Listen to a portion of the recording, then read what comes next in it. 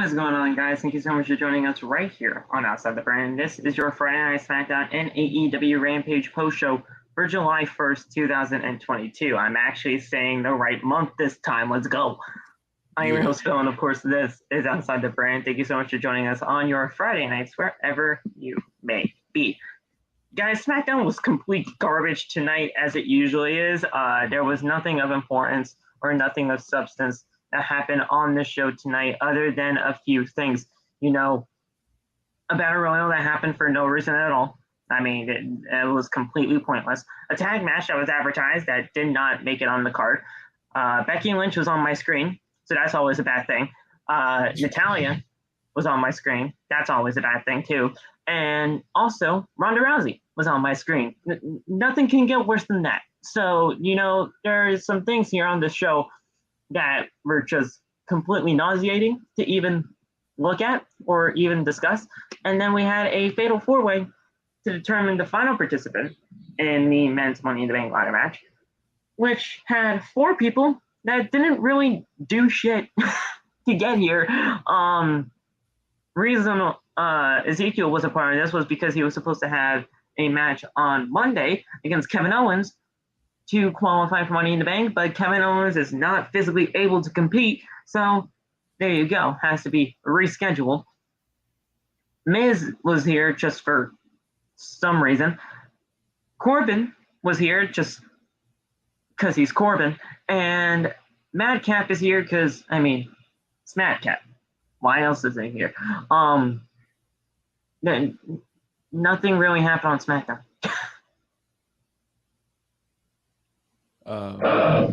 Shit.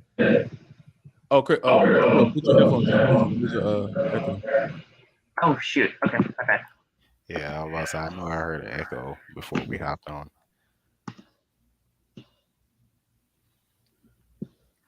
While Phil is getting set up. What's up, beautiful people? You know what I'm saying? Welcome to OTB, guys. You feel me? Loft Not Famous. Phil. Nate the Great. We in the house. We are in the house. SmackDown was hot garbage. Like Phil said. Like the first match and first segment was so pointless. I'm like and then what took the cake for me was the freaking male models. I was like, yeah, nah, I can't. Oh, yeah. I was like, I can't do this. We had a male modeling agency debut, but Loft, there was nothing of importance on this show.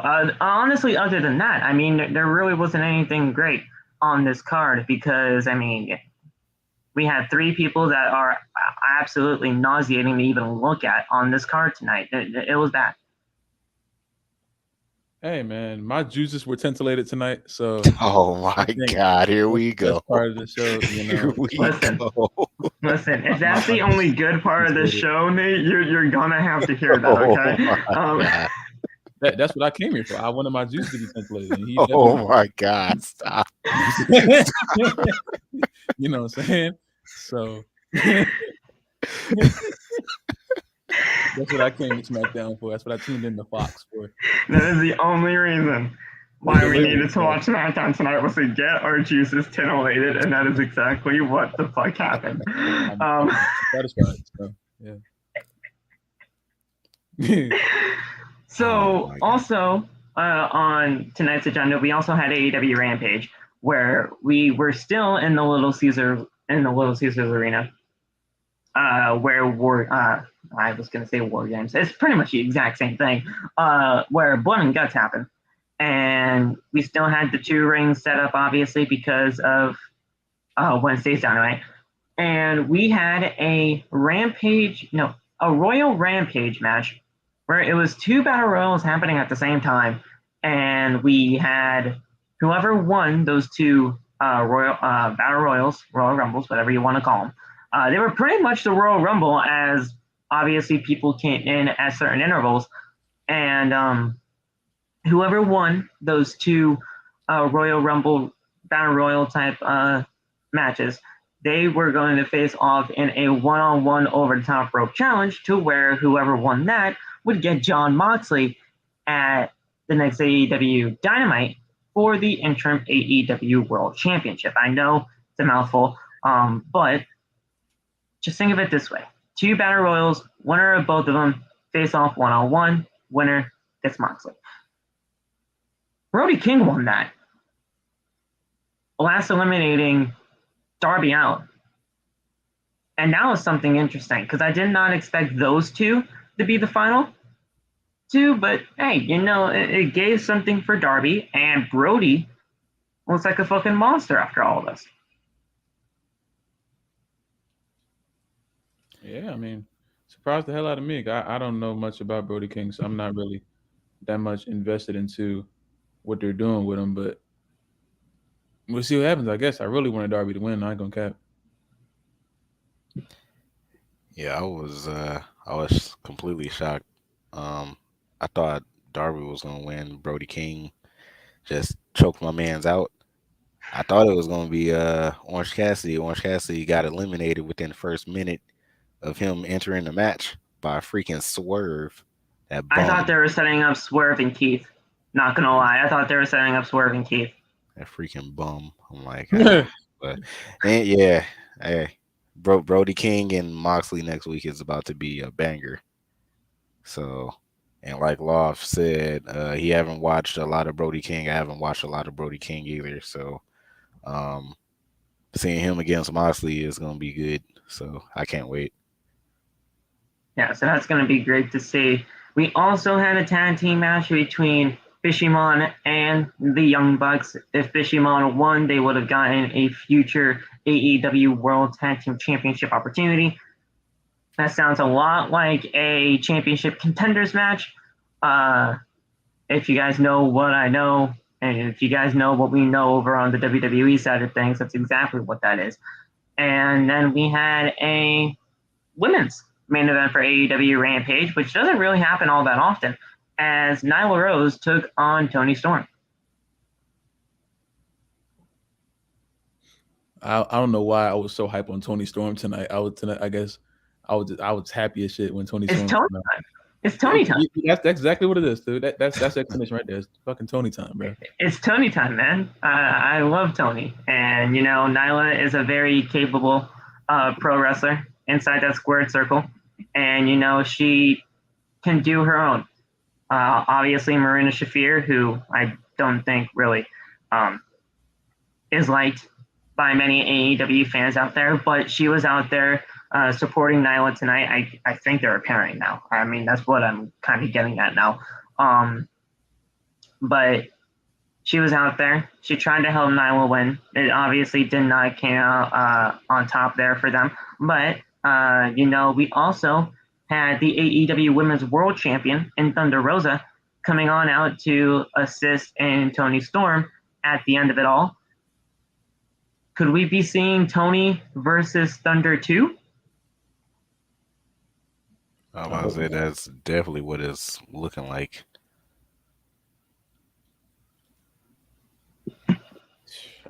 I hope not. One of the commentators called them Thunderstorm, and I was like, ooh. Thunderstorm, yeah. And I'm like, wait a second. Either we're getting a tag team kind of thing, or it could be setting up for the second match. Now, I wouldn't mind either. I wouldn't. I think they killed it at Forbidden Door for the time that they had. I just wish they kind of got into a little bit more of a second gear. But, if this led to some sort of tag, like a tag team kind of thing, I wouldn't mind that either. We're probably going to get a tag team match maybe on Wednesday between those two teams, which would not shock me. But if this leads to another match between Toni and Thunder, I'm not going to be mad at it. I'm past that mentally, so I don't care, but I don't want to see them fight again, honestly. I don't know. I'll be down for it. Something to monitor. I mean, we're trying to still figure out what the heck is going on with this women's division in the first place. So, so once that all happens, we will we'll figure out once all of that unfolds. But guys, that was AEW Rampage. That was your Friday Night SmackDown. We also have Money in the Bank tomorrow, so I think that's what we're all kind of pretty much waiting for at this point, But nevertheless, we got a ton to talk about and a ton to go over tonight on the AEW Rampage and Friday Night SmackDown post show right here on Outside the Brand. I want to thank you guys so much for joining us right here on Outside the Brand. I want you guys to continue to hit the subscribe button down below. And while you're also down there, don't forget to hit that bell for all notifications. And also, don't hesitate to hit that thumbs up button down there as well. We should see no less than 12 likes on tonight's episode of OTB. I put it at 12 for our minimum goal tonight because usually Fridays, when I look at the numbers and everything like that, statistic-wise, I'm usually a numbers guy when it comes to this stuff. It's nothing against you guys. It's just YouTube and how they push things out. Fridays are usually one of our worst nights, and that's not really our fault. That's not really any of your guys' fault either. It's just, numbers-wise and all that stuff, it don't look good. But hopefully we can get that 12 like goal minimum for tonight's stream and for tonight's episode of Outside the Brand. Thank you guys so much for joining us right here on OTB. You guys can follow us on social media. All the TikTok links are down in the description below. All of that is just waiting for you guys to enjoy. You guys can just go check it out if you have not already. You guys can also follow me on Twitter and Instagram at PhillyMatt_. And you guys can go get your t-shirts at bonfire.com. It's exclusive home of Outside the Brand, and it's merch. There you go. Merch. You did a little too early, but that's okay. My bad. No worries. But yeah, you guys can go get your t-shirts at bonfire.com, the exclusive home of Outside the Brand, and its merchandise. You guys can rep OTB wherever you may go, and it directly helps the channel when you guys go do and purchase some merchandise, and we appreciate it every time that you do. Thank you so much for supporting OTB since day one, and we will get right into the show. So let's get right into it, but go get your merch today at bonfire.com, the exclusive home of Outside the Brand. All right, guys. We kick things off. We're pretty much all 6 confirmed people in the men's Money in the Bank ladder match on top of ladders. So there are just 6 ladders in the ring. Everybody's just sitting on top of them. And we're just getting a promo session between all 6 guys that were just sitting on top of ladders. This happens nowadays when it comes to all the Money in the Bank ladder match participants are all just sitting on top of ladders, just having a good old time, just talking amongst each other. But there is still one person left to be determined for the Money in the Bank ladder match. And during all of this, they're talking, they're doing their thing and all that stuff. Miz, Corbin, Zeke, and Madcap, they all made their way to the ring. And they pretty much said that, hey, I deserve to be in the Money in the Bank ladder match. No, I deserve to be in the Money in the Bank ladder match. No, I was supposed to have a Money in the Bank qualifying match on Monday, but Kevin Owens backed out. So if anyone, it should be me. And he's like, Zeke, what the hell are you doing here? It should be me. This is so typical and so cookie cutter for WWE. I'm like, this is just perfect. Yeah, that was stupid. I was very stupid. I don't know what else to say about that. It was cool. I loved the promo when they go on the ladders and they talk and stuff, and then right after that, the smile went away and it just turned into pure confusion and anger because now this stupid battle royale is happening, and then bum ass is having happiness on the show, and that's also bad. Yeah.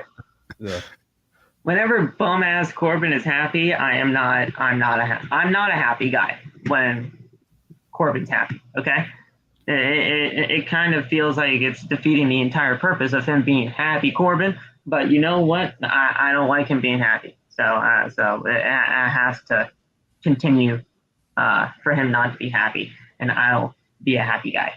I said a lot of happy in there, but I think you guys got what I said. Way too much happy. Yeah, I like this segment. Like the ladders in the ring and them sitting on top of it gave me I think it was 2016 was the last time that they did like a segment like that where freaking was it all that long ago? I thought they did this like last year. With Chris Jericho, Kevin Owens. Oh yeah, wasn't Chris Jericho sitting cross-legged on top of the ladder? Yeah. Like Law says, Cesaro. Zazaro. Yeah, Zazaro. My bad, Zazaro. And I forgot who else was in it, but yeah, it's been that long since they did like something like that. But listen, Josh, I could have just said it exactly like that. I'm a happy guy when Corbin is sad. I don't know why I didn't say it like that. I said so many random words, but yeah, that's exactly what I should have said. Yeah. But I mean, yeah, this was so cookie cutter, and it just made no sense after what Adam Pearce had to say after all of this. So, once all of them were pretty much arguing at each other, Adam Pearce comes out to announce that there's going to be a battle royal where every wrestler was going to be involved. So all of the 6 people that were on top of the ladders, the 4 people that were on the outside just arguing on who should be in Money in the Bank, they were all going to be in a battle royal. Now, at first, I initially thought that this was for the last spot in Money in the Bank. But then I was thinking, wait a second. 6 out of these 10 are in the Money in the Bank ladder match. So if somebody has to win in order to qualify for the final spot, the only people that can win this are Corbin, Zeke, Moss, and Miz. So I was like, all right, well, I'm either thinking Miz or Zeke is winning this battle royal. Let's go. And then fucking Corbin wins. Bum ass Corbin. And I was a very sad human being once I figured out that Corbin won. McIntyre hit Zayn with a Claymore and then eliminated him over the top. McIntyre goes to eliminate Sheamus, but Corbin sneaks from behind and eliminates both McIntyre and Sheamus to win the match. I'm like, all right, fine, Corbin, he gets in Money in the Bank, whatever. He's not going to win it, just whatever. He's going to be sad in Vegas. Hopefully he can turn poor again. It didn't work out. But then I was like, wait a second, this wasn't for a spot in Money in the Bank. So what was this for? Why did this have to happen?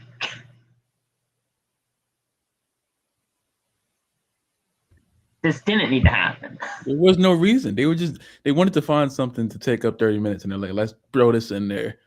And also, what this does, you're making all the people that were already in Money in the Bank look like fucking losers. Yeah, like it was dumb because like you said, Phil, like six of them was already in the match, so it was only 4 of them that could possibly win. Like my picks was The Miz and Corbin, even though we all hate Corbin here. I'm like, what if The Miz win, or what if Corbin wins and he goes to Money in the Bank? I'm like, that would be dope. I say, because like I said, as much as we hate the man, he's underrated a little bit. So I'm like, all right, cool. So then once Corbin won, I'm like, all right, well, they'll give Corbin the opportunity to go to Money in the Bank. All right, cool. Not knowing, they were like, hey, you know what? I'll for you. Fatal 4-way match later on tonight. Because I read a report on Fightful Select saying that there was going to be a fatal 4-way to determine the final spot with all those 4 people. And I'm like, okay, fine. Well, and then we saw the first segment And I was like, okay, fine. They're just going to say, guys, you on the ladders, you guys don't have to do anything, but those 4 people have to be in a fatal 4-way to get into the Money in the Bank ladder match. I thought that's what was happening, but not Battle Royal. I'm like, what? I'm like, how?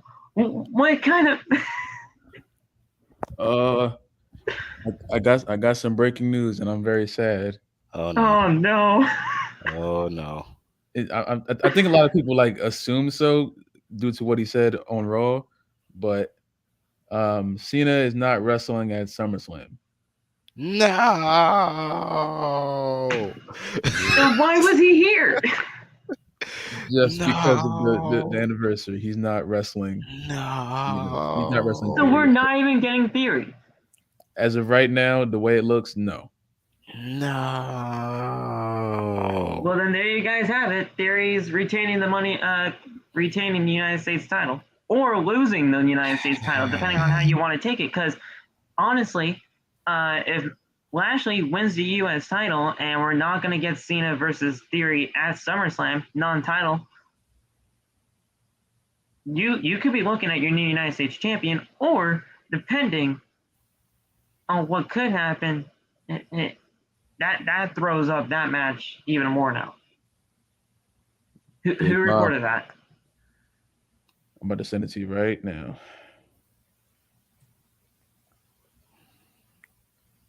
Lead journalist at Wrestle Talk. I don't follow him. Wrestle Talk.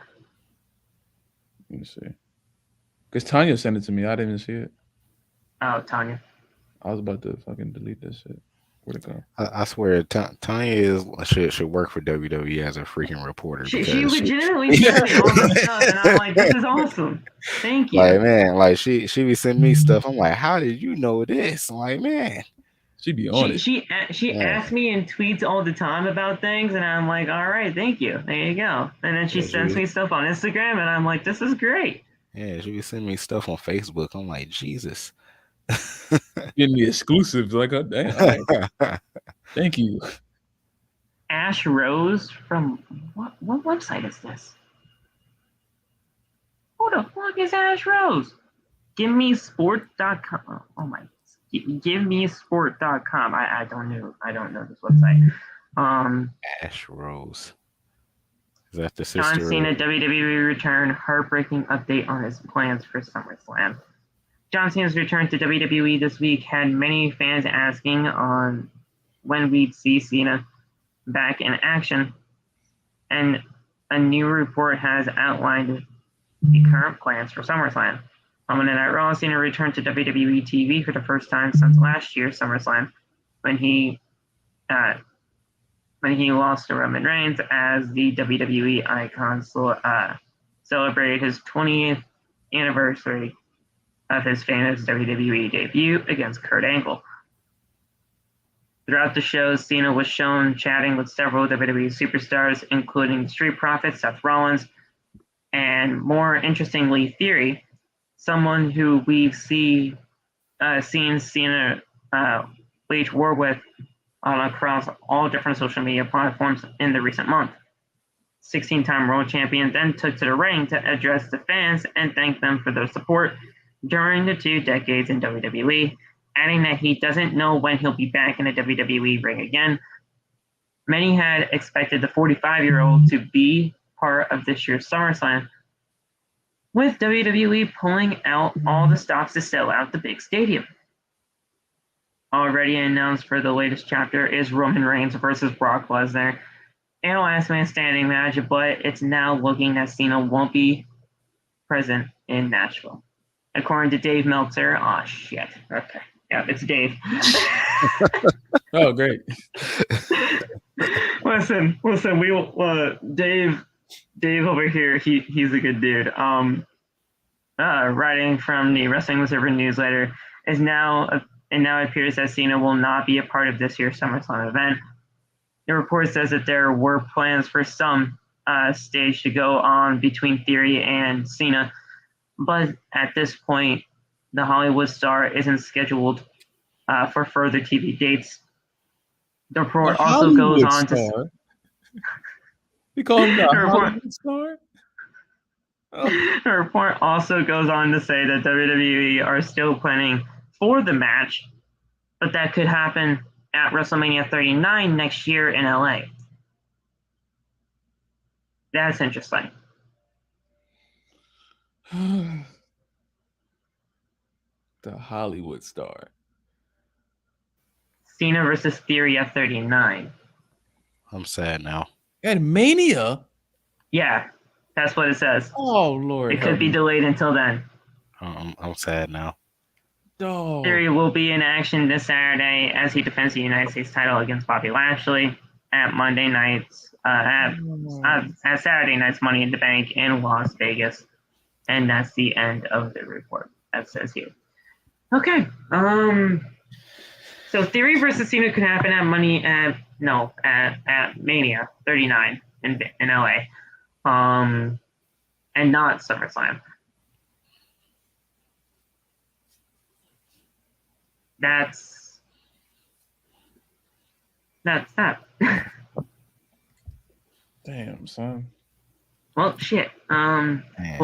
We'll continue to monitor that. That's just interesting. Damn.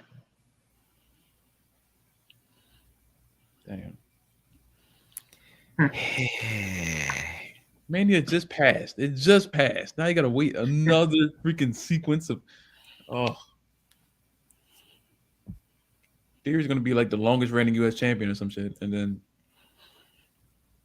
we have to wait 9 more months. Great. Well, here's the thing. I highly doubt Theory is going to be holding that title for 9 more months. I don't like that. That can't happen. If Theory wins the title again between something then fine. But there's no way he's going to have he won it he's not going to have a year-long title reign. I highly doubt that. There's no way. At least I hope not. I hope all them go aggressively the other way. So I mean, shit. So we'll continue to monitor that. That sucks. That really does. Fuck.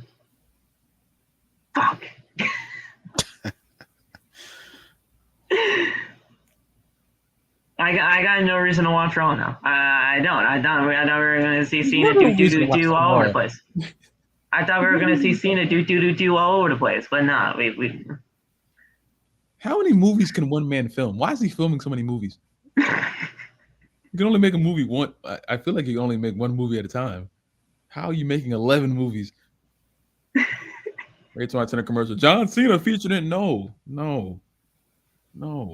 Come back. How much money are they giving him? It's ridiculous. Up next, we had the New Day versus the Viking Raiders, or so we thought. The match never happened.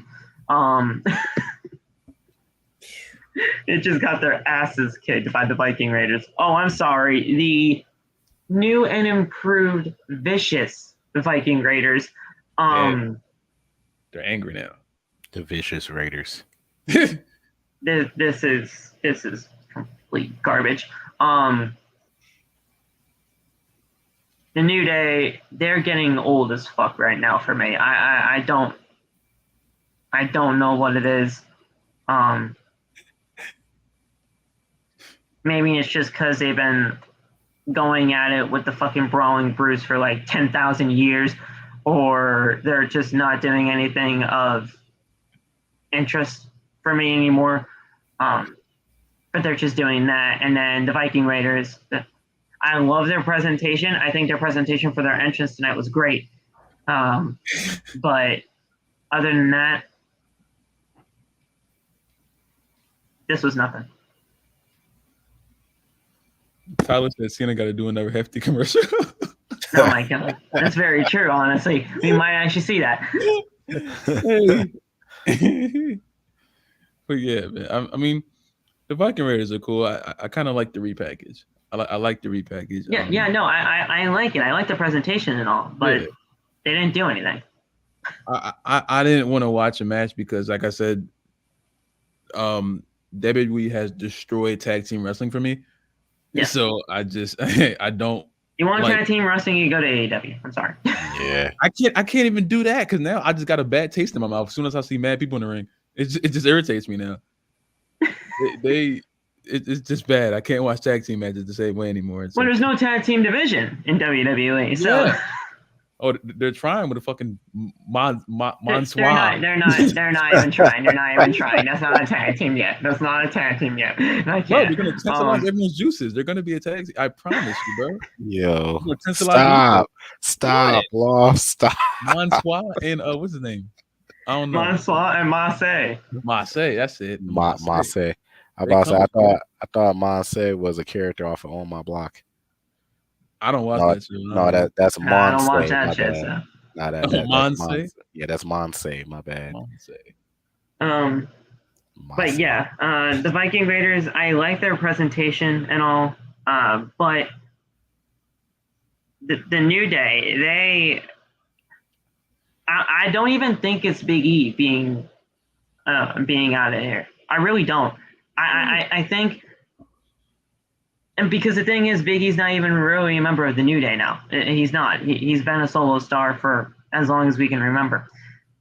The New Day, when it just comes to Kofi and Xavier, are boring as fuck. And there's nothing else about it. They don't have anything new about them, and they're just doing the exact same shit over and over and over again since 2016, or whenever the New Day became a thing. There's nothing to me. It's just nothing.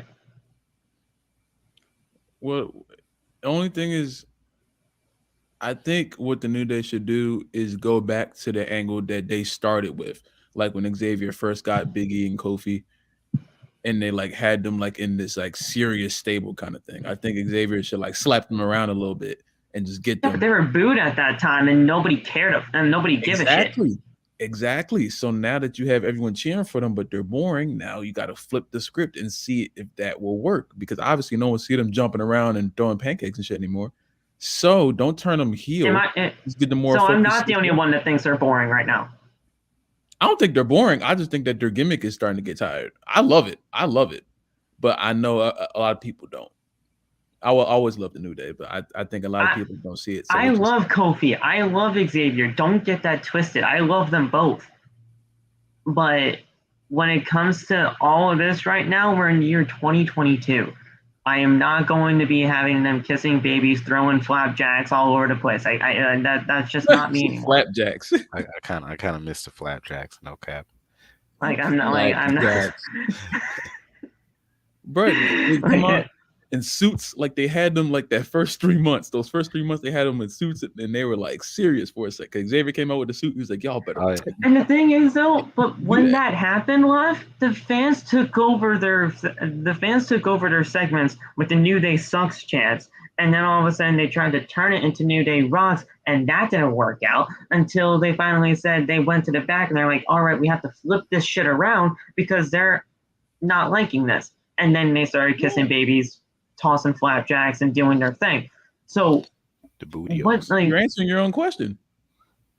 So yes, they need to switch things up, but going back to what they were before, all the way back in 2014 when they were just nothing. What else are you gonna do?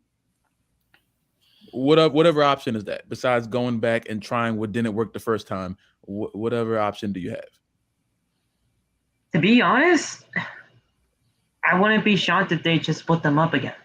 Lord Jesus, this split up thing is crazy. It's not my fault. It's nuts.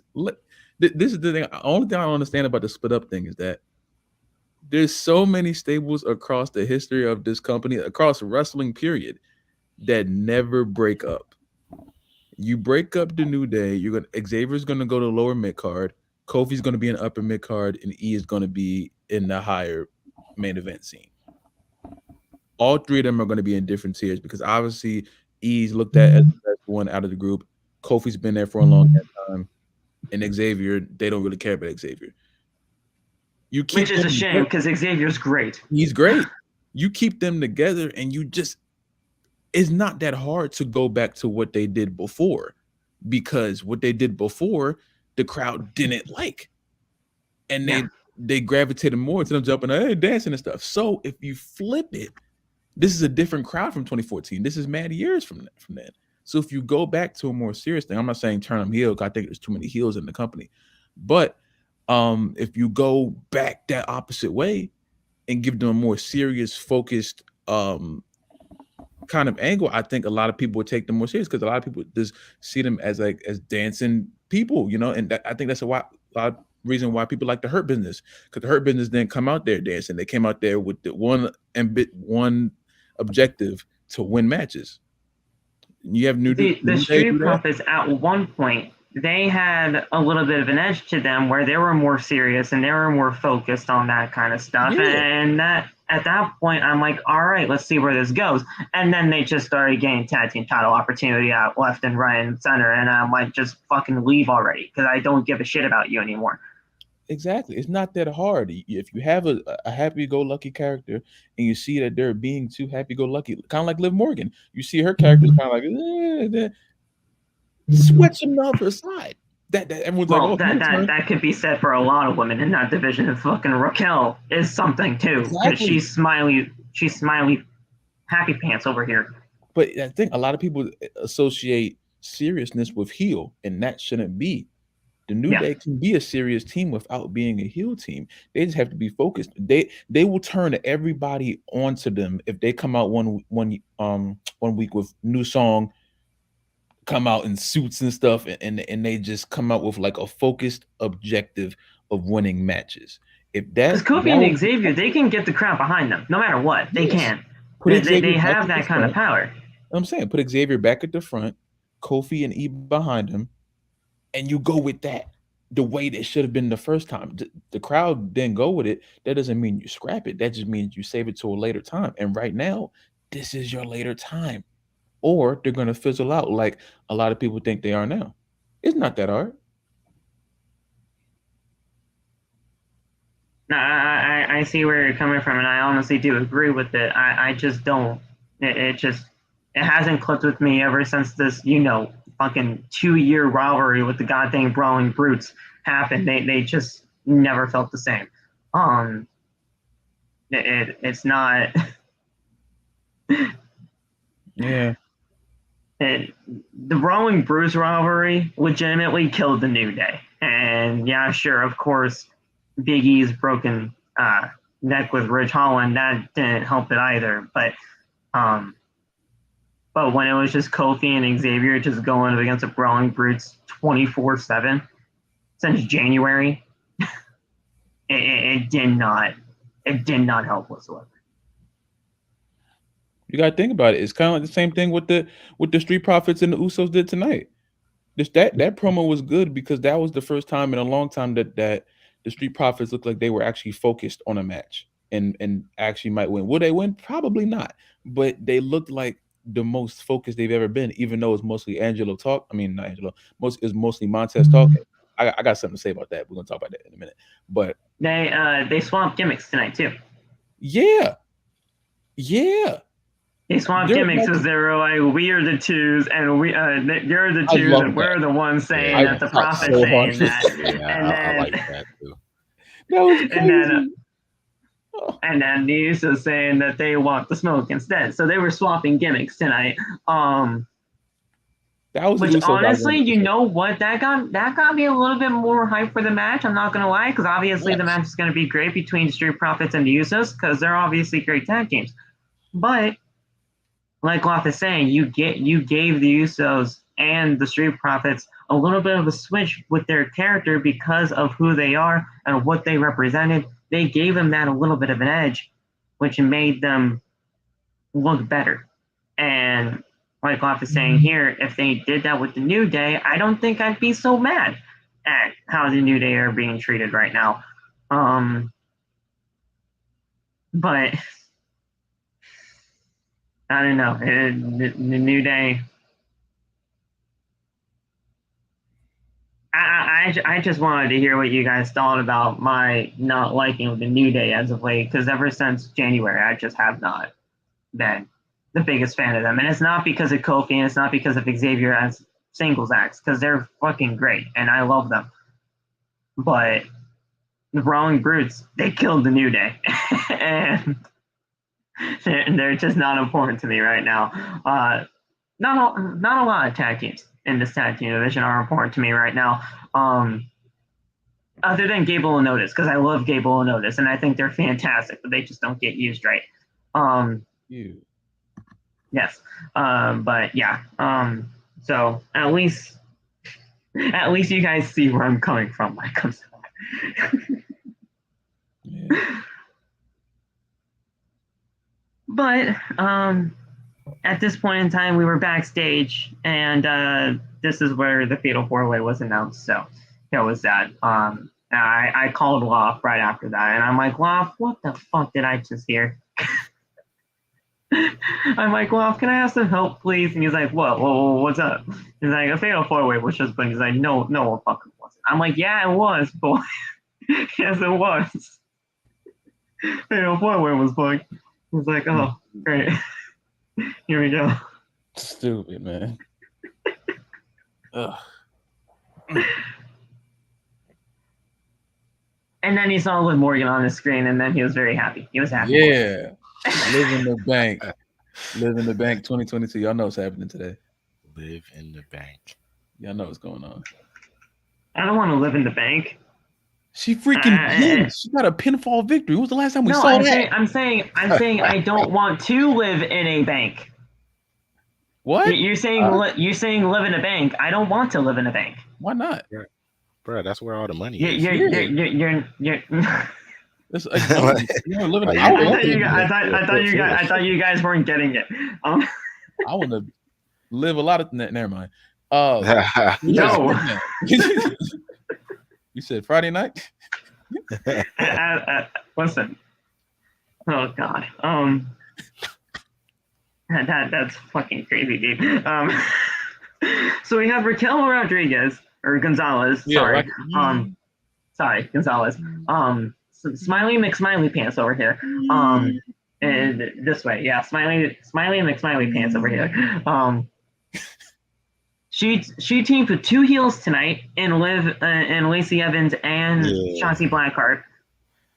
So two heels teaming up with a babyface. Going up against Asuka, Alexa Bliss, and Liv Morgan.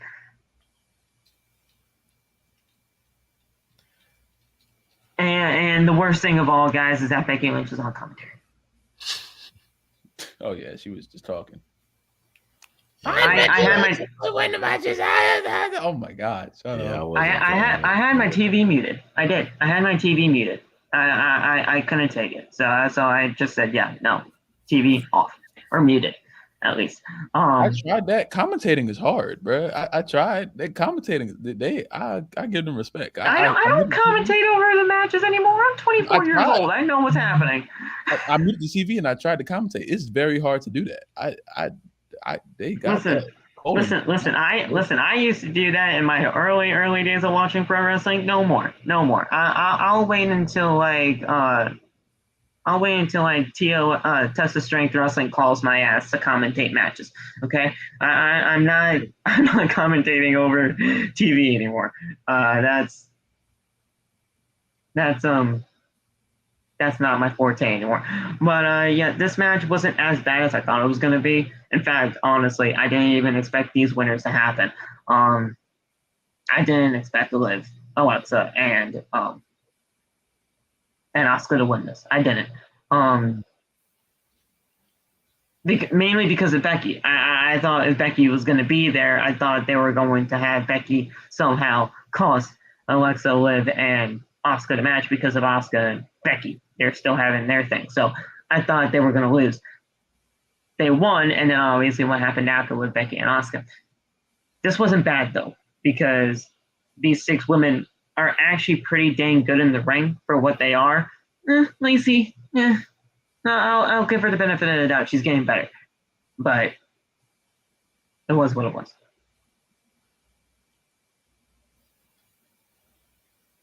Yeah. And this match was way longer than I expected to. Yeah. Like in my live stream, like we were just like we were just talking about like NBA free agency throughout the whole match.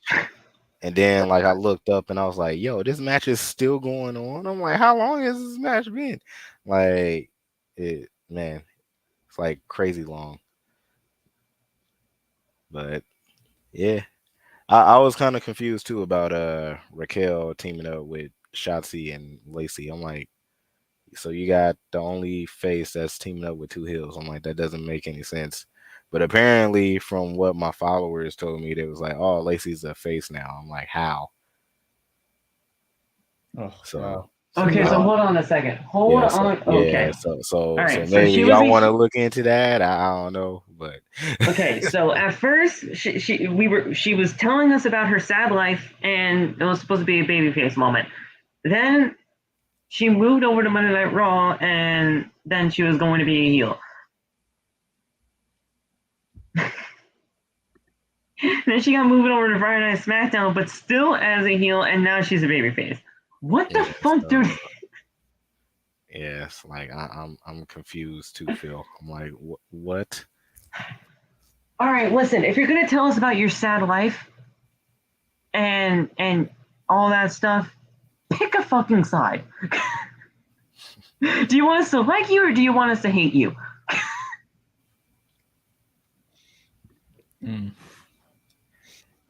Because she was making me sad.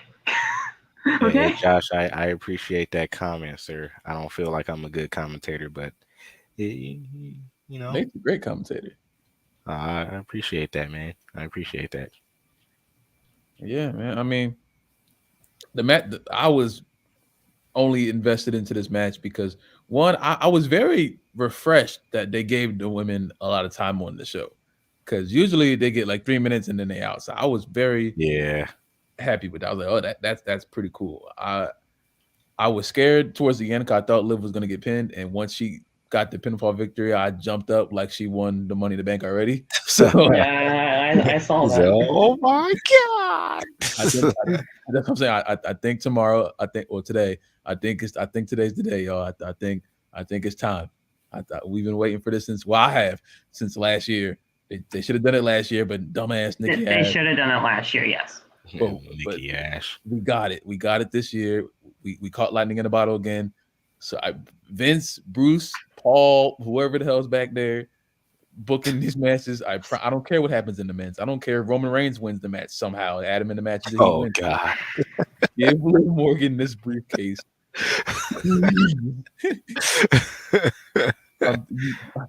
Give me what I want. You know what I want. Give me what I want. Give me what I want.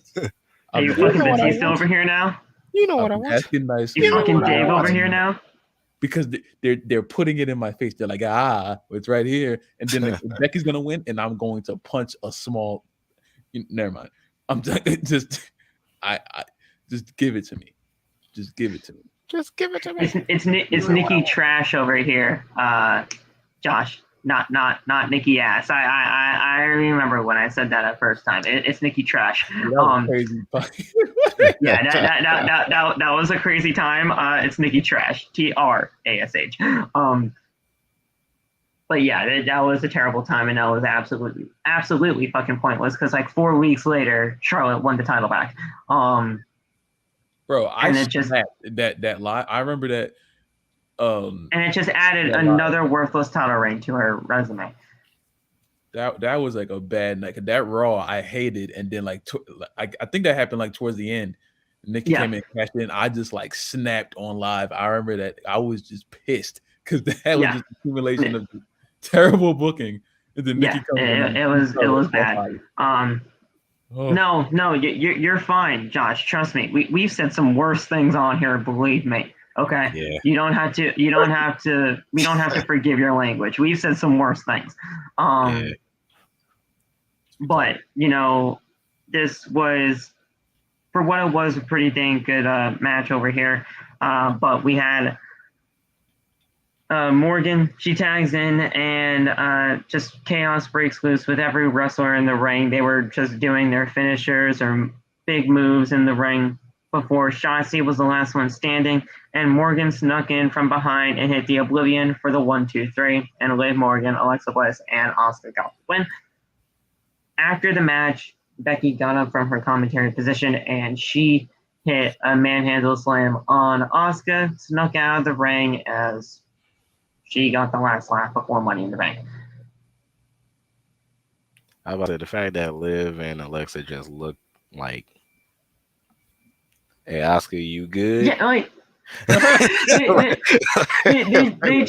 just watched it all happen. They just watched it all happen, and then they just stared down at her.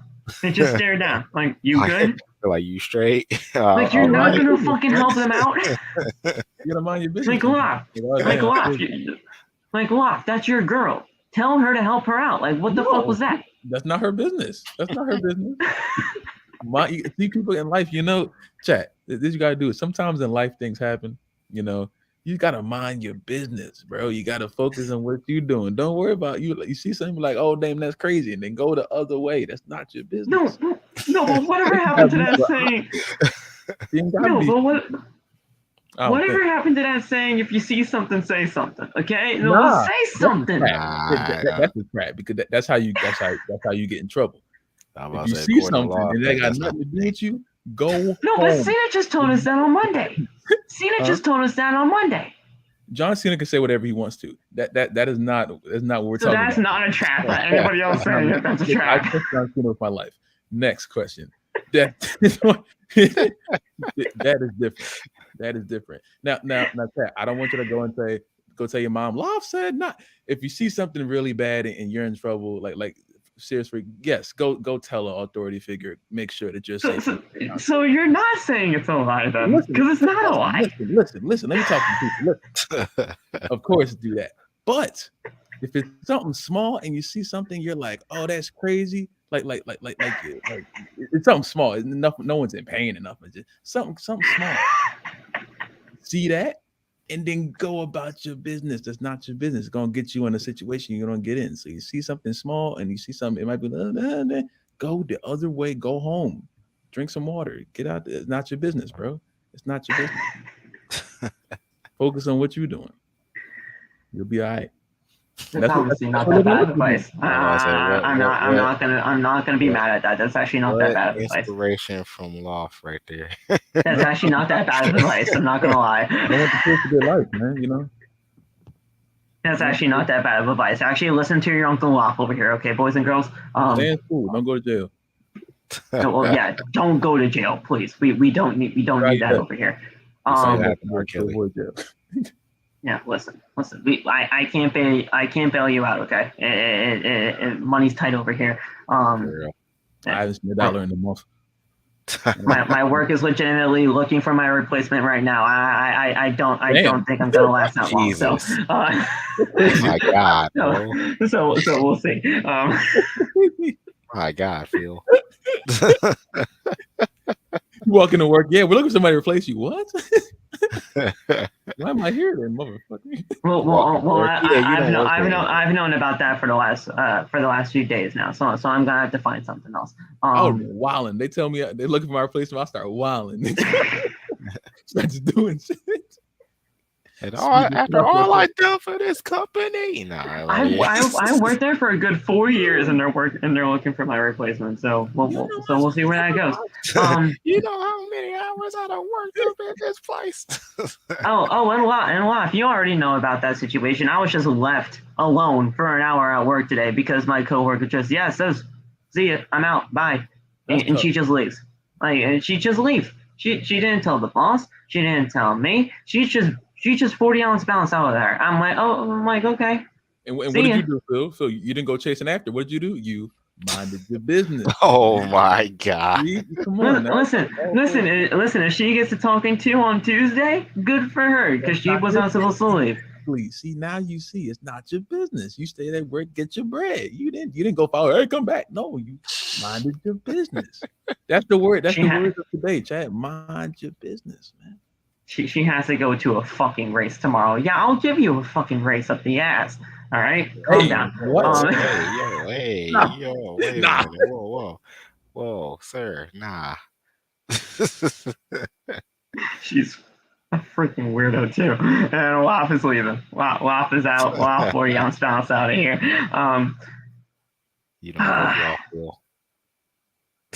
So backstage, Sonya Deville approached Adam Pearce. Deville says that, listen, I made a formal complaint against you to WWE management, and then she just slaps the fuck out of Adam Pearce. I'm like, what the hell? I saw that. I was like, yo. I said, yo, why she just smack my mans like that? That was a stiff smack. That was a good one. I said, what if no, any Sonya Deville smack is a good one. All right, you're not gonna get a weak ass smack from Sonya Deville. You're gonna get a good one out of her. But yeah, she just smacked the funk out of Adam Pearce, and I'm like, okay, there you go. 5 fingers say to the face, smack. 5 fingers to the face. 5 fingers to the face. Oh, yeah. I need you guys to remember that. Type in the live chat where that came from, okay? and no telling either. I need them to remember that. Good times, man. So we came back from commercial break, and SmackDown returned with the Usos and the Street Profits in an Ask Them Anything segment. This shit was fucking disgusting, but it turned into something great at the end. Ask Them Anything. I legitimately host that on my goddamn Instagram stories all the time, and I get some crazy questions that I can't answer because my family follows me on Instagram, so I don't answer them. That's why you make a private account. There's the private account thing, yes. See, because I know for a fact all my family see everything on Facebook, so I use Instagram, and you know. I don't be posting like crazy wild stuff on there, but you know.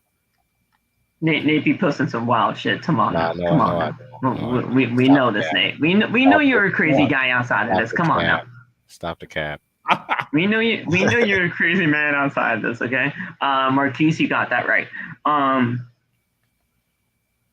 So we had all this happening. The first question was for the Usos and saying, how fearful are you of losing those titles? And are you fearful of what Roman Reigns could do to you if you do? That second part of the question, Kayla, you're wild in yourself right now. You met their daddy. So Jimmy mocks the question even being asked and says that they are confident that they will run all the shows. Ford then laughs and says that Reigns runs the shows, not them. And then the Street Profits are asked if they have lost their killer instinct, and if it's true that they are just not getting along right now. Dawkins takes offense to the question and says that Ford is a brother to him.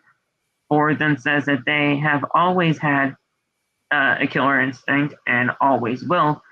The Usos and the Profits leave their respective podiums and stand right in front of each other, and Kayla Braxton leaves the ring, and she looks like her fucking life depended on it. She's like scurrying out of there. She's like, yeah, no, I ain't getting borrow this. Again, wow. Again, she mind her own business. Come on now. Oh my God. She minded her own fucking business. That's just gonna be the motto of everything now. Just mind your own fucking business. That's life. So she flees the ring. The two scream each other's catchphrases. They're the twos and we're the ones, and they want smoke.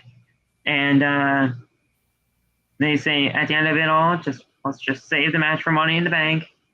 Let's get this done when the time is right.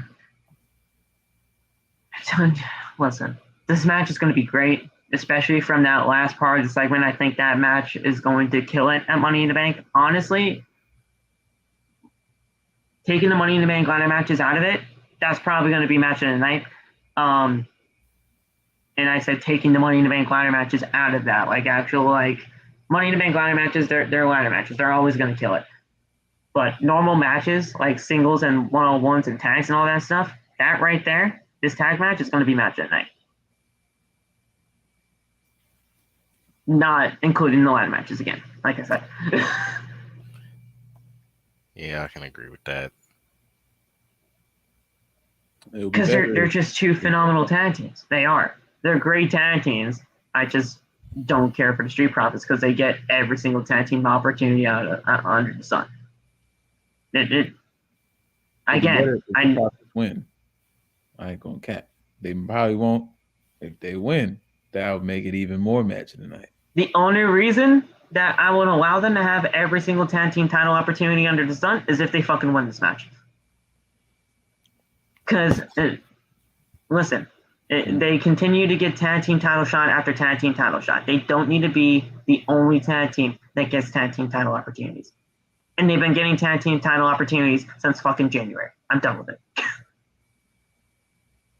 Dude, some people in the comments, they're talking about, when I was posting, they were talking about they think that promo with the Street Profits was signifying that they really might break up soon. Since like Montez like really took the ball on that promo, Angelo was just like sitting there. But I can see that. I think that like I don't know if that was intentional or not, but that showed the gap between the two. You know, that showed the gap. Yeah, there's definitely some kind of split between these two, and it's transpiring, it's happening. But do I think it's happening a little too soon? That could go either way. Because I think Montez is going to have a great solo career. It's just Angelo I'm really scared for. And we've known that we've been scared for ages. That's the thing. Yeah. I'm worried about it because that promo tonight showed how good they can be as a team. But at the same time, I still believe that Montez is the next breakout star of this company. Yes. I think he's the next one. Like Montez is the guy out of the Street Profits. So we've known that for a while. I'm talking about the guy out of like everybody. I think he's the one. Like after you take like say Roman goes on his break, I think Montez is the person you push to the top next. I think that's their guy. Oh. I think that is the direction. I don't know if they will go that. I think that's the direction. That's interesting. Because first of all, I think he knows because he's getting bigger. Yes. He's purposely he's totally different. He doesn't even look this. His whole player build is different from 7 months ago. He's taking the ball in these promos. The crowd already, I feel like they gravitate more towards him than they do Angelo. Oh, they definitely do that. Yes. He tends to have more charisma. It's just he is the megastar coming out of this next generation.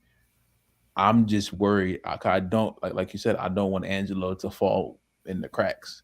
You know. But the thing is, though, anytime that something like this happens, that tag team partner that does not have what Montez has, and that is like the charisma, the backing of everything, they always fall to the waistline. And it's not their fault, but that's just what always happens. And it sucks. Because I think Angelo, with him being the longest tenured superstar from the NXT brand to now, that should count for something, but that doesn't. That they don't care about that. That they only care about two things: money and charisma.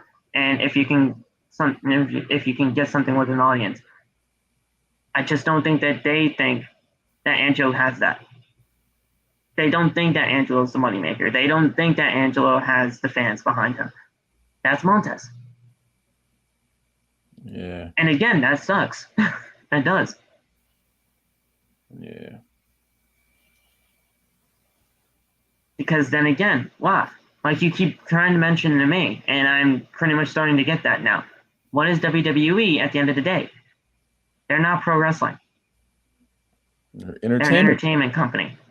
Entertainment company, channel, establishment. They're no longer wrestling. They are now just a big entertainment. And Montez is that entertainment. Yeah. Yeah. Yeah. I don't mean to just completely shit on Angelo if that's what this is sounding like. It's not. Like, it's just what it is. This is more for the benefit of Angelo. I don't want him to just be floating around on Raw or SmackDown, just doing whatever, while Montez is just that's you know. Well, no, Josh, that's TikTok. TikTok, a family app. No. Shout out to Mikey. Well, Josh said a family show, but I'm like, yeah, nah, a family app. But yeah, no, I don't want that to sound like I'm just shitting all over Angelo. It's because I think Angelo's great. It's just what happens. Yeah. Yeah. Yeah. And then Nate, we get titillated. Oh god. Oh yeah. It like Loft would be setting it up too. Like, yeah. Yeah. Yeah. Man. Dummy. Yeah. Like Phil, before we start this, bro, I told Loft that like after this segment, I literally turned off SmackDown and started watching Family Guy on the live stream. Like I No, had you to. didn't. I had to. I was like, bro. I said I need to get my mind off of this right now. I said I'm at the point. I said I'm at the point now where I don't even want to watch the Fatal 4-Way match. I'm Hey, so yo. upset. I'm so upset, bro. I'm like, why? Man, I was heated. I'm like, oh my god, bro. Yeah. Oh my god. But yeah, we got titillated tonight. This was the debut of the Maximum Male Modeling Agency, and Max Dupree is in the ring with the spotlight, and he is set to announce his first male model in his modeling troupe. And Dupree officially announces his first model as Mace, formerly from Retribution, as we all know. But Mace, he makes his way down to the ring, but under a new name as Mace. Now, if you guys remember earlier on in this podcast when I've been trying to figure out like what the heck is all of this going to be about, I've told you guys that in dark segments, Mace was known as Face during these dark segments during Friday Night SmackDown when they were trying to figure this out before Max was even debuted on SmackDown. They had them in dark segments and everything like that, trying to figure out if the crowd would get behind this, and they named Mace Face until they figured out what the heck was going to happen. Now they figured out a name for him, and it's Mace instead of Mace, and especially instead of Face. So I'm glad they didn't legitimately do Face because that's disgusting. Some of that was hilarious. His name is Face. and I'm not joking. Like that's legitimately what was happening. Because I watched like actual footage of all of this happening, and he said Face. So like I'm not like I wasn't lying to anything. It just happened to happen. But now they're calling him Mace, and it's the exact same spelling. It's just a little accents over the actual like lettering in order to make it say Mace instead of Mace. I'm just glad they changed it to from Face. I am. Mace. The crowd was like, boo. Yeah, they fucking hated it. It was crazy. Ooh.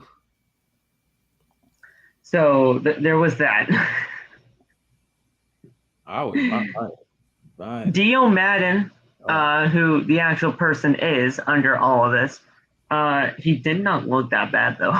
It looked like he got more jacked. It looked like he cleaned up, obviously, because he had to be a part of this character. He did not look bad. Did he tintillate your juices? Oh my! He Stop! definitely Please. did. He definitely Stop. did. You know? Just stop. That's Titillate the juices of your guilty pleasures. Both I of think y'all, that was the man. goal. Both, You know? both of y'all need help. He tintillated. You're just mad because he didn't Listen. tintillate you. I think that's Listen, the goal. it's not our fault, Nate, that that's the saying. Okay, it's not our fault that that's what he says. He could say what he wanted. I didn't believe he could tintillate me, and then he tintillated me. Oh You know? my god! It's not our fault that that's what he says. Okay, it's not. So then, after that, they continue to introduce his next newest male model in his agency, known as Mansoor, the formerly known as Mansoor. Mansoor. Now, Mansoor, he got fucking jacked. You know? This man has a new presence to him. This man cleaned himself up. He has no facial hair anymore, but he got his body back in great shape. He looks fucking jacked, and that looks great. Wearing a freaking sweater vest. I mean, not a sweater vest. Turtleneck with a fanny pack satchel. Yeah, no, that was trash. That was trash. His junk said this. No. Even Pat McAfee, he like, look at the fanny pack on him. I'm like, oh my god, bro. Yeah, so we had all of this happen. Mansoor, and Mace, they are the two next modeling agents in the modeling agency. And next week on Friday Night SmackDown, they will be debuting their tennis outline. Tennis. So they will be in tennis attire, and they will be just chopping it up with their modeling agency and showing us what they got in their newest line of tennis wear. Are they gonna come out with rackets? Yes. They probably will, yes. And they'll probably launch tennis balls into the crowd. So everybody that's on SmackDown next week, watch out, because they might launch tennis balls into the crowd, which would be very dangerous. So I hope that actually doesn't happen.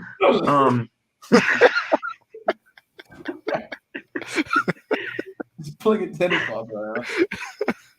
Just He probably would do that so they can tell the commentary, oh, they're throwing balls. They try to. Oh yeah, they'd make it a thing just like Mrs. Tiny ones, right? Yeah. They're gonna try to do the Miz and Maurice thing, just try to bring balls into the damn segment. Oh god. Yo, Speaking of Miz was laughing the whole time. I thought that was hilarious. Yes, he was speechless because he didn't know what the fuck was happening. And Pat McAfee, he was just going crazy. And you know, Pat McAfee, he made this entire thing because I mean he was titillated, his juices were titillated, and the thing is, everything about that, he just he was just going crazy, and it was just what it was.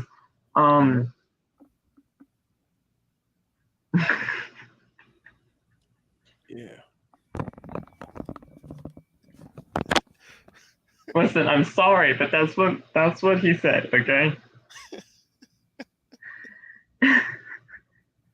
Yeah. Oh man. Speaking of the Miz and his tiny balls, because that's what Laf just wanted to talk about for a second. Miz had his match with Madcap, Ezekiel, and Happy Corbin, the Fatal 4-Way, to determine the final participant in Money in the Bank. Shortest Fatal 4-Way I've ever seen. I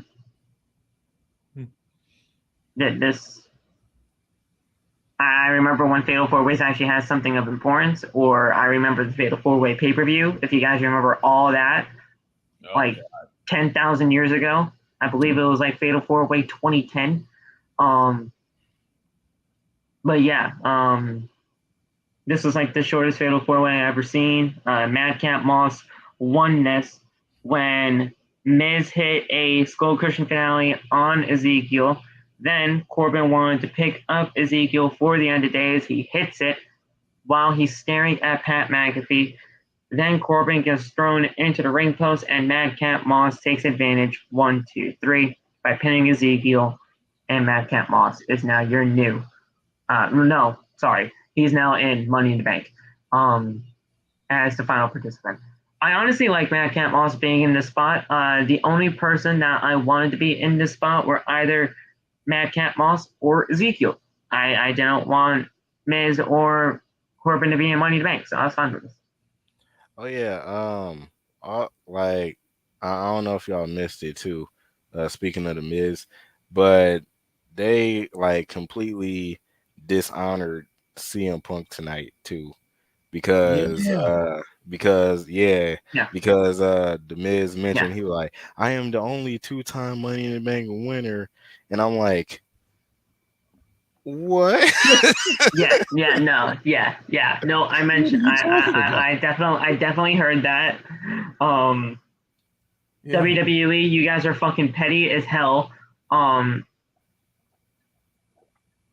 If that goes to show you that they don't legitimately give a shit about CM Punk after what they fucking did to that man, then I don't know what will show you that they just legitimately don't give a fuck about Phil Brooks. And Miz said that very carefully because he said it, and then like towards the end, it's like in WWE right now. He said in this company, Like, no, I hear you. He was saying I am the only 2-time Money in the Bank winner, and then he paused for a little second, and then he said in this company right now. So I'm like, oh, okay, you had to throw that in there too. I was like, Punk did it back-to-back years. He did it back-to-back years, and you fucking okay. But yeah, that it legitimately goes to show you that they legitimately don't give a shit about Phil Brooks and what he has done for WWE. After what they did to him, this does not shock me whatsoever because they fired him on his wedding day. The doctor legitimately gave him shit to take when it wasn't even for that, and they treated him like fucking garbage. So that didn't surprise me whatsoever when Miz said that. Someone said Edge did too, but I thought Edge got gifted one. Edge was Edge won. Edge won the Money in the Bank briefcase because he beat Mr. Kennedy. Yeah. Okay. He won the Money in the Bank ladder match, yes, but when Mr. Kennedy won Money in the Bank at one point, Edge beat him for that briefcase. Oh my gosh, Bianca's freaking the cover of Money in the Bank. Look, she's the cover of. I thought she was one. Oh, wait. I was like, wait a second. I thought she was the cover star last year. I love that. Wait, so does that mean Drew is winning Money in the Bank? Better not. Better not. Probably. He's a fucking disgrace now. He should not win Money in the Bank. And I'll stand by that too. He's a fucking disgrace right now. There's nothing about him that screams anything of importance until September. Seth needs to win, point blank. Exactly. And then women, the only 3 people that I want to see are Liv, Alexa, and Raquel. Those are the only 3 that I want to see. Those are the only 3 that I want to see. Do I see somebody else winning that thing? Yes, I do, but I don't want to say her name. Because I'm legitimately going to puke on stream if I say her name again on the stream. So I do not want that to happen. I do not want you guys to see that.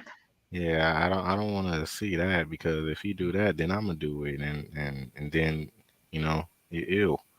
It's fucking nauseating to even think of this woman. It's nauseating.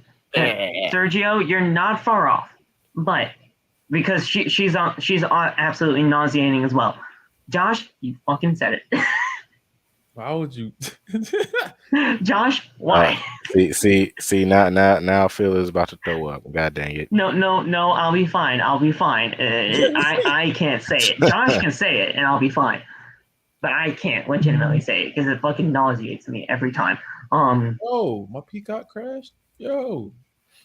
That's Hey, wild. yo, that's wild. Yo, I promise. If this thing goes, No, I say crazy ass sentence. Whoa. Take a look at that real quick. boy, I said my Peacock crashed. Yo. Yeah. Say that one more time slowly. All right. You know what? Yeah, see now you know. Right. Now you know damn well. Yeah, see now you know. What? Yo, it's nah, bro. Why is it doing that? I can't watch Money in the Bank. Dog, it keeps crashing. Well, obviously, Money in the Bank 2022 hasn't happened yet, so you gotta want something previous. I don't care. Why is it crashing now? I want to. Because it hasn't happened yet. Well, that means this just crashes. Why? Yes. No. This is stupid. It happens all the time when you try to click on a pay-per-view that's coming up that hasn't happened yet. No, it happens all the time. I didn't press anything. It just crashed. Oh, well then that's just fucking Peacock. Yeah. Well, I thought you were trying to click into Money in the Bank 2022. It hasn't happened yet. No, I know it's not on now. That's why I'm trying to figure out why the app keeps crashing. That's my issue here. Oh, well, that's just Peacock being a fucking bitch. A Falcons fan live. Bro, you're an Eagles fan. Imagine waking up, you're just an Eagles fan. That's tough. Yo, that's wild. All right, let's run through Rampage real quick. This Rampage was not too bad. Obviously, the Royal Rampage match happens, and the winner gets a shot at the interim AEW World Title against Moxley next week on Dynamite. There were two rings, obviously, because of Blood and Guts. Ring A and Ring B, otherwise known as the Red Ring. The Red Ring, fucking disgusting, and the Blue Ring. So I think they were legitimately trying to represent Raw and SmackDown tonight. Oh, God. So they had all that kind of stuff happening. It was a very interesting concept, and it was a cool match. Just to even look at two battle royals happening at once was interesting enough in its own right. But I think they could have shot this a little bit better. I'm not gonna lie. If they had that they showed like a split screen at one point to show both rings. If you had that the entire time, I would not have been upset. But you didn't. They focused on like one ring the majority of the time. It's two battle royals. Focus on both.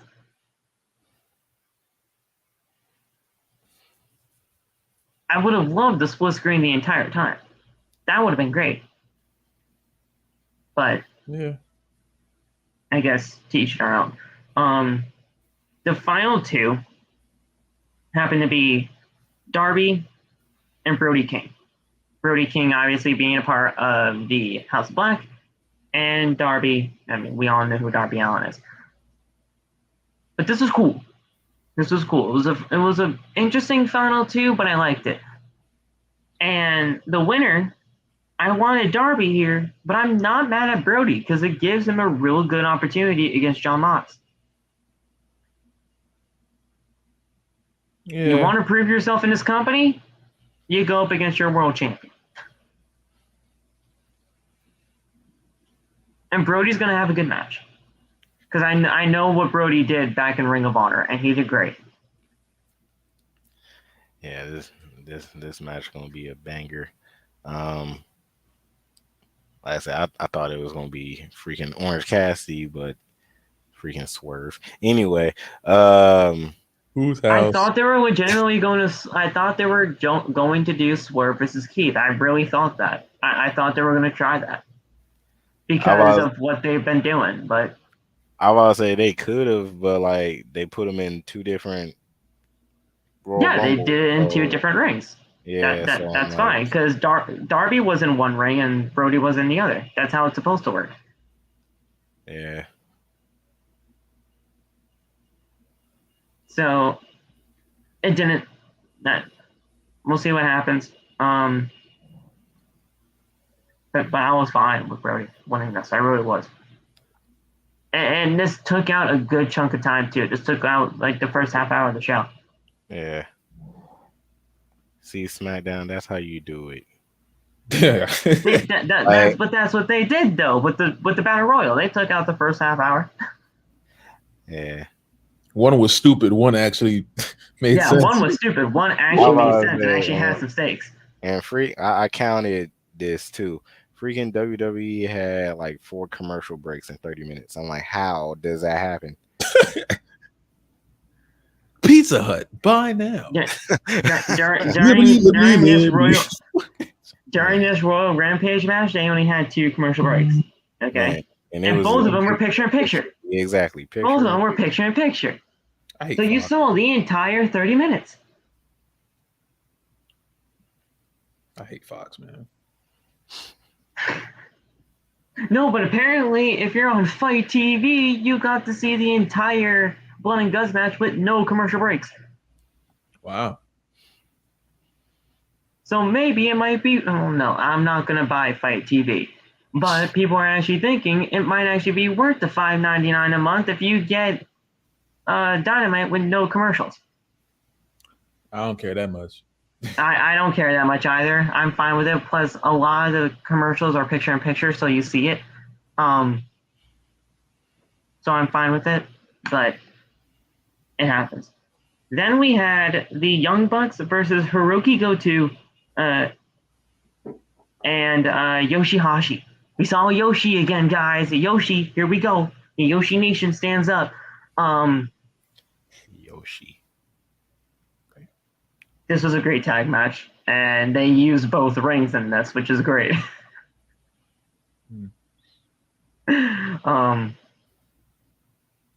Obviously, Lop, I know you hate the Young Bucks. The Young Bucks are going to win this. They were going to win this. Yeah. Yeah. Lop is just not going to acknowledge it. I know he hates the Young Bucks that much is that he's not going to acknowledge it. But we saw a fucking Meltzer driver tonight, and I love it every time. We saw a double springboard fucking Meltzer driver because he jumped from both ropes. Damn. He definitely did. Indeed, he did. It was fantastic. It was so good. And one time I just want to listen, they name it the Meltzer driver. I want Dave Meltzer to take it. I do. Listen. If you're naming it the Meltzer driver, have Meltzer take the move. Please. Have Meltzer take the moves. Please. One time. I just want to see one time Meltzer taking that Meltzer driver, and that's it. The Young Bucks can protect him. They're fine. They're fine at protecting him. All right? You can protect that man, but I want to see a Meltzer driver on Dave Meltzer. It just has to happen. But yeah, no, this was not that bad of a match whatsoever. They defeated Goto and Hashi with that Meltzer driver, like I said, the double springboard Meltzer driver. They threw Goto into the second ring, which prompted them to do the Meltzer driver. And yeah, it was a good match. I'm not gonna you can't really shit on it. It was good for what it was. And, after that, we saw Hook. So that was also a great thing. Hooky. Bro, the disrespect that Loft put in my live stream. if I could slap you, Loft, I would. You are so disrespectful, bro. You are I wanted to go in your live, Nate. I wanted to, but Loft already had that in the bag. He told me. Loft is so disrespectful. Oh my gosh. gosh. This man Loft called Hook Luther King in reference to Martin Luther King, civil rights leader. What are you doing, sir? That is so disrespectful to not only me, but the rest of the black community, sir. Listen. We don't have to acknowledge Roman over here, but we have to acknowledge Hook.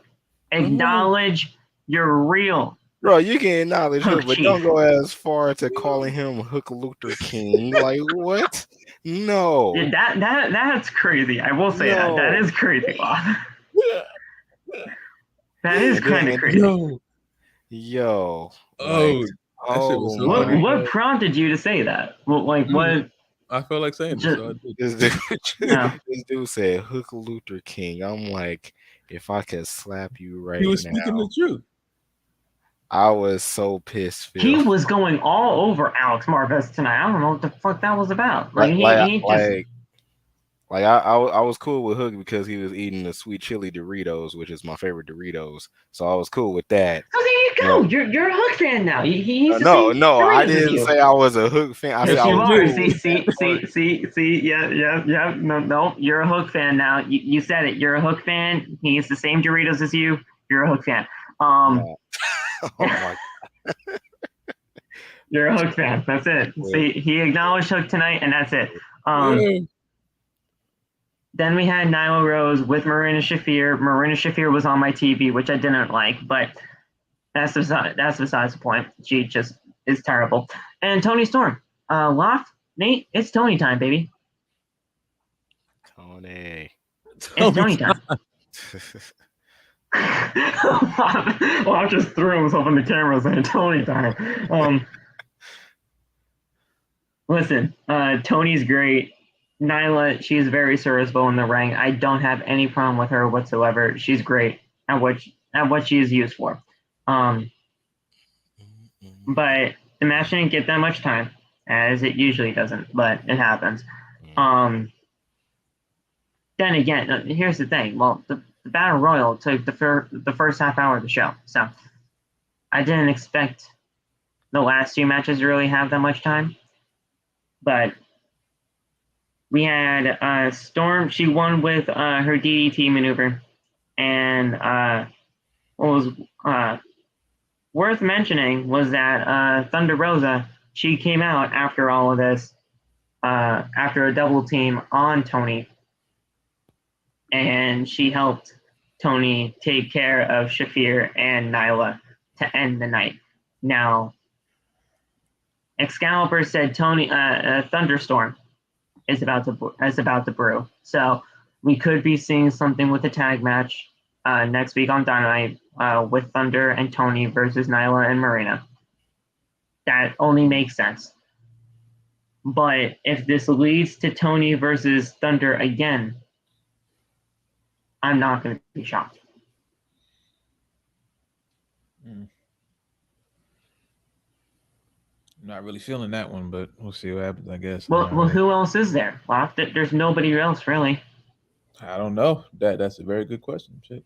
There's nobody else in this division, really, that's at least looking ready enough to go up against Thunder. And at that point, Thunder and Toni, they did not get enough time at Forbidden Door. They got 10 minutes. What could they do in 10 minutes?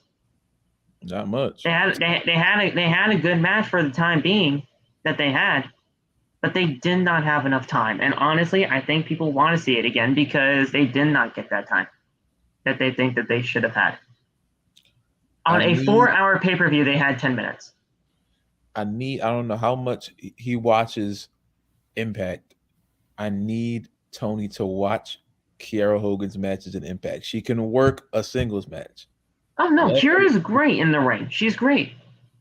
I want to see her work some singles matches, at least more on Rampage. And Thunder, she could hold her own with Kiera. I think that would be great for her. But Kiera was holding her own with Jordan, and Jordan's ridiculous. So it's like, yes, and Jordan's great. You know. But is Kiera really at that point in time right now to where she can get that match with Thunder? That's the question. Who else would you put in front of her if there's no one else left? There are people in this division that there are. It's just they don't get utilized. Exactly. And Kiera's on TV every week, so Why not? You know. I wouldn't mind it for either. Listen, here's the thing: you got Battle of the Belts coming up. I think a Battle of the Belts, we're getting a triple threat between Athena and Chris Statlander. Oh, okay. That could work too. Because I mean, we know what's happening with that right now. Oh well, no, wait, no, not for the women's championship. The TBS championship. That's what I meant. Yeah. The TBS championship. I think we're most likely going to get a triple threat. And I don't know who would ever come out on top there because, listen, if that's the way that Jade lost her championship, I would not like that. I really wouldn't. Jade would have to retain that, and then a one-on-one match has to happen. And we're not going to get into that again because Lop and we argued for like a good 20 minutes on that the last time. So, but when it comes to Thunder, there are many people on this roster that deserve to have something, and they're just not getting anything. I mean, well, listen. I mean, whoever is this Stan in the chat, Loft, you're going to what I'm going to say here, Abaddon. That's what I'm talking about. Listen, Abaddon has been killing it. I'm not going to. Abaddon. That's what Listen, I can't dispute this record of 34-3. I can't. She's the Undertaker. I tried to tell you. She's the Undertaker. I can't dispute the record of 34-3. Anna Jay, she is fucking great. Why can't we get Anna Jay versus Thunder at some point? She is 21-2 in 2022. Anna Jay. She is fucking great. But is she being used? No. I heard Nate say Ty Conti. I heard that. Yeah. Ty Conti, listen, we had her against Britt, and that was not bad at all. Ty Conti, where is she at right now? Let me see. With Sammy. No, obviously with Sammy, and they're probably doing some crazy shit right now. But that's nuts. Wait a second. Where is Ty on this roster? You know, wouldn't know that. Exactly. They're gonna show us anyway on Instagram at 10 in the morning. Yeah, so Ty is 5-2 in 2022 and 55-11 overall. Like, why can't we get Ty versus Thunder? Why can't we get Ruby versus Thunder? She's 25-3 in 2022. Damn. She is 35-5 overall.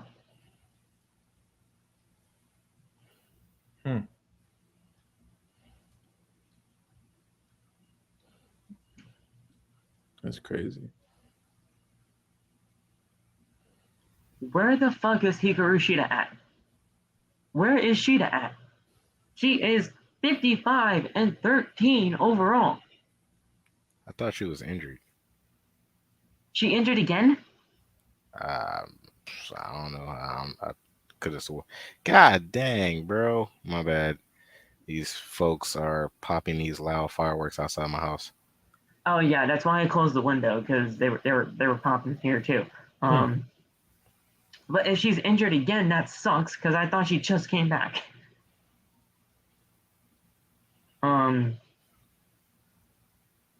Listen, Britt doesn't need to go back there again.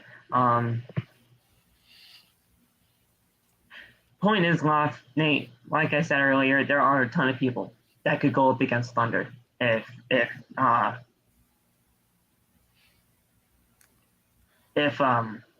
Toni isn't the one you want. I'm about to say, what if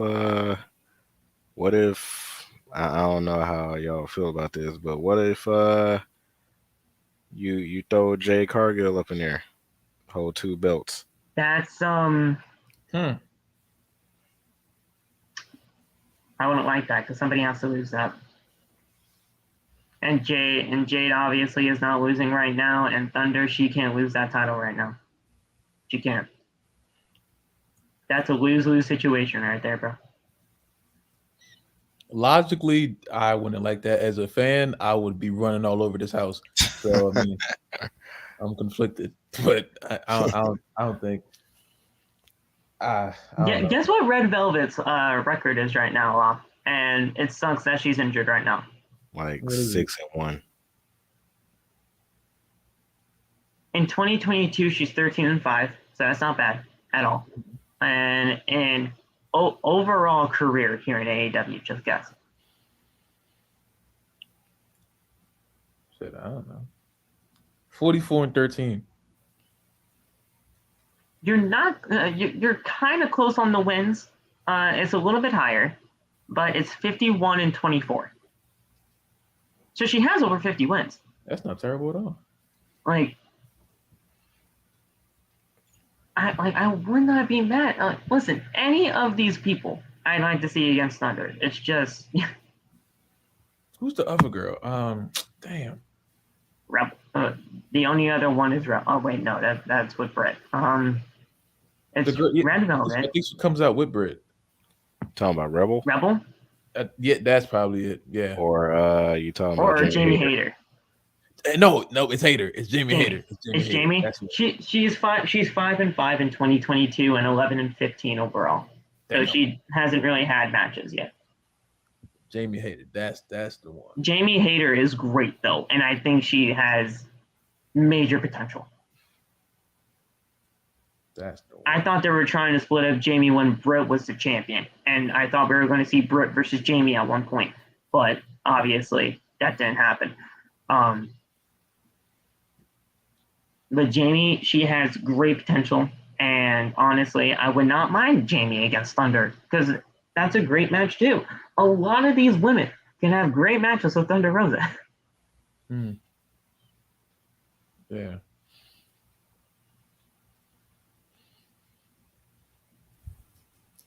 Yeah. How many matches do you think Jade has had this year? Just rough guess. This year? Just this year. Probably 12. Because we know her overall record is 33. I know she started off the year at like 20 something. Yeah, so like 12, 13, I guess. She's had 11 overall. Yes. For this year at least. She's 10-0 in singles matches and 1-0 in trios. So yeah, that's right, because she did have a trios match with the Baddies. Yeah, that was okay. My God. That was hyped for that match. This shit was crazy. Yeah, no, yeah, Loft was crazy during that. That was the only time I saw freaking what's her name? She was from NXT. Oh damn. I always forget her name. It's 3 letters. Gray. No, I think Layla Gray might have been that match, but it was another cute. I forget her name. It's 3 letters. Damn, I forget her name. I'm gonna remember it later, but she was. I watched her on. Oh yeah, the dark skinned girl. Yeah. Crap. What's her name? AQA. Yes. She's good. And she's signed with AEW. She's 4-2. Yeah, she's good. She's really good. She's 3-1 in singles matches, 1-0 in tag, and 0-1 in the trios, which was that match. She's really freaking good, man. Josh, it's not that I don't want to answer your question, it's that I'm just done talking about Sasha Banks. Yeah, listen, I understand Sasha's in the news right now, and it's pretty much what everybody wants to know. Where the hell has Sasha Banks been? Considering that she got released on June 10th and nobody said a word on it. Listen, do I think Sasha would do great things in AEW because of this women's division? Yes, that's obviously a game changer for that division. But Sasha be Sasha. She can go wherever she goes or go to Hollywood or whatever she wants to do. Yeah, I'm kind of sick of talking about that too because everybody know how big of a Sasha Banks fan that I am, and everybody, Nate, what do you think about Sasha? I'm like, I'm kind of tired of talking about it. I understand that she's in the news, and see, I think Loth is being so silent because I think he just doesn't want to talk about it either. I got nothing to say about it anymore. But like, yeah, it's not that we don't want to talk about it, and I think she would be a game changer for this women's division in AEW, just like Athena, I believe, is going to be. But I just want to let Sasha be Sasha, and if she wants to return to wrestling, that's fine. Just go wherever she thinks that she's gonna fit best. But if she wants to go to Hollywood, continue the Mandalorian, continue her Star Wars. It's Star Wars, not Trek. Continue that path. That's fine with me too. I'm fine with that. I just want her to be her and be happy. That's what I want. Yeah. Yeah. Dummy, yeah. Yeah. And with that, I think our juices have been timillated, and I think it's time to get out of here. Oh my god, bro. Oh my god. They wasn't expecting that one. Yeah. Ah, man. All right. I'm super glad that Saul isn't here. He probably would have turned it up like 200%. Oh, he would have fucking went. He would have went crazier than us. Trust me. Yeah. So yeah, Money in the Bank tomorrow. We got the Money in the Bank preview and predictions tomorrow, and we will be doing all of that. Sunday, you will be seeing 2 uploads. One will be the 3-person interview that was supposed to happen on Thursday, but the 3 people had they didn't have terrible days, but they had crazy days, and I didn't want them to get stressed out even more. So I said, listen, we'll do it this weekend. That's perfectly fine. And then Sunday will also be the Money in the Bank post-show review. So you will be seeing 3 more live streams this weekend, and then it's back to Monday Night Raw. I figure out. I know on Sunday I'm gonna be in the hood again, so I don't know if I can come back, but I should be. Or listen, our thing with our thing with our guests, you guys know it by now. Our thing with our guests, as far as I'm aware of, it's not happening this Tuesday. So we still gotta iron some things out on what Tuesday he is available at. Okay. So if it has to happen Tuesday for the Money in the Bank post show, that's fine. Yeah. You just let me know, because we can just have that 3-person interview / talk session on that Sunday. If it works for you, that's fine. Just let me know. Okay. But yeah, Money in the Bank preview and predictions, though, that is happening tomorrow, because that's what we usually have to do. But yeah, so we'll see that. And without further ado, you guys have anything else to say, you can get the hell out of here. Drink some water. You know what I'm saying? Get some sleep. Mind your business. You know what I'm saying? Yeah. Tell your loved ones they're your loved ones, you know. I feel like Lof's going to say something absolutely crazy other than the it's the aunt gimmick that he has, but something else crazy. I know he's going to say something. No, I ain't gonna say that this time. Oh no, you're not going to say your aunt gimmick. No, I ain't gonna say it. But put your socks on though, for sure. Put your socks on. Yep. What else? Corbin's asking if there's anything more about juices that you want to say. Oh my God! Stop, please. No. I mean, listen. Hold on. Well, here's the thing. If you want to drink some juice, that's okay. I think that's what Lof is getting at. I think he wants us to drink some juice, if that's possible. God dang you, Corbin. Hold on. Quick question. Have y'all ever had a drink or like a juice that like is juicy? Like I don't know how to explain it. Juicy juice? Not juicy juice. I remember that juice though. It's like I had this juice today. It's a lemonade, and the juice is juicy. Like, hold on, stay here. Oh my God. Hold on, dang it, stay here. Like Corbin. we have a choice. Like we have a Jesus choice. Christ, Corbin. Oh, This Minute right Maid? here, bro, Minute Maid? Oh, Minute this right Maid. here, bro. This juice is juicy. I don't know what it is. It don't taste like it's like juicy. Minute Maid is.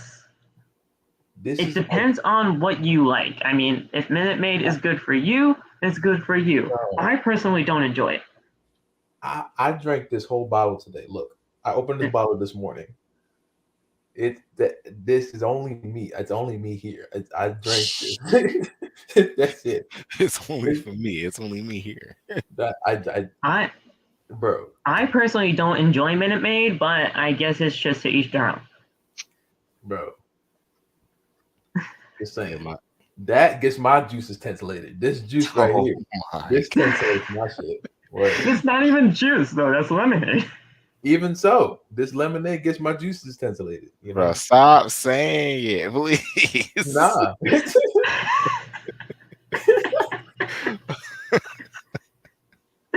know what I'm saying? But yeah, that's all I gotta say. Yeah. That's about it. Nate? I don't know what to say. I don't think he has anything left to say. I think he just wants to get out of here so that he can punch Loft in the face electronically. Virtually, yes. I don't know what I did wrong. He just wants. Listen, it's not our fault that he says that. Like, it's not. We're just getting over the gimmick. I genuinely feel tintillated. That's why I keep saying it. I just. But what is tintillated? Like, I need to know what it means. You want to know? Bro, look I'm about to Google it right now. Yeah. Tintillated. So whatever it is, I feel it. Tintillated. I think I that's it. I try to spell tarantula and shit. That's it. Tintillated. Tie. Tintillated definition or meaning. Okay, never. Yeah, wow. Okay. Oh, nice. That is. That's exactly what they're trying to go for. That's exactly. Yeah, no. Oh God. That's exactly what they're trying to go for. See, that's why I told y'all to stop saying it. Now I looked at the definition. Wait, hold on. Oh my God. That's exactly what they're trying to go for, Loft. Yep. Jesus Christ, bro. Hold on. It's the first link. It's the first link. It's the Merriam-Webster definition of tintillated or tintillate. Watch. God, bro. Why? See, Loft, you overdid it. Hold on.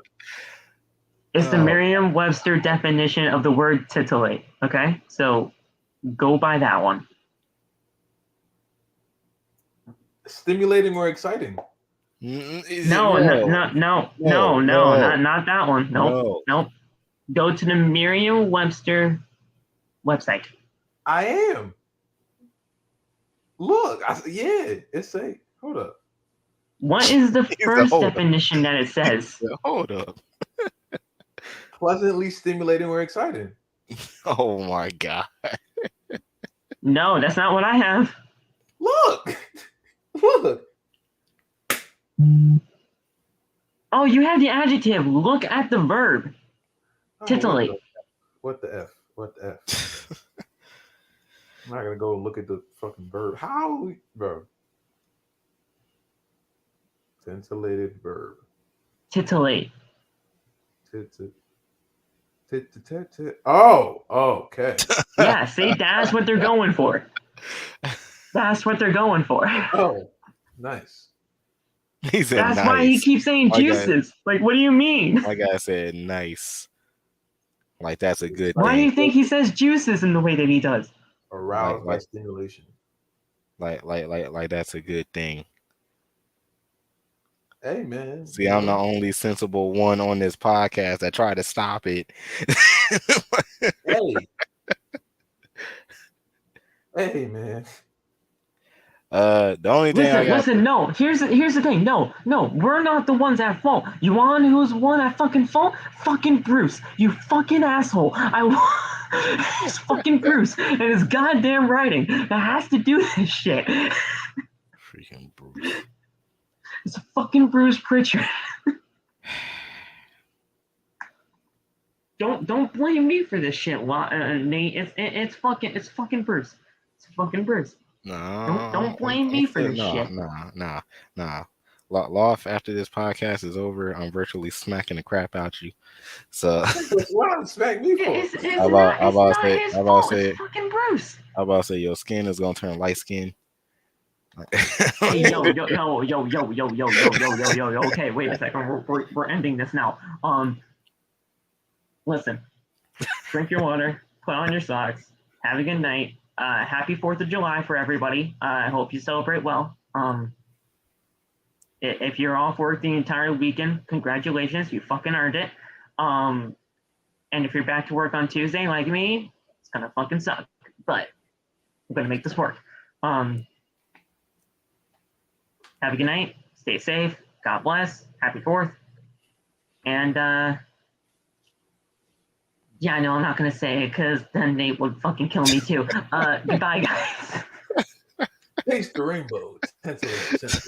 Oh my god. We're the ones. Holy fucking shit.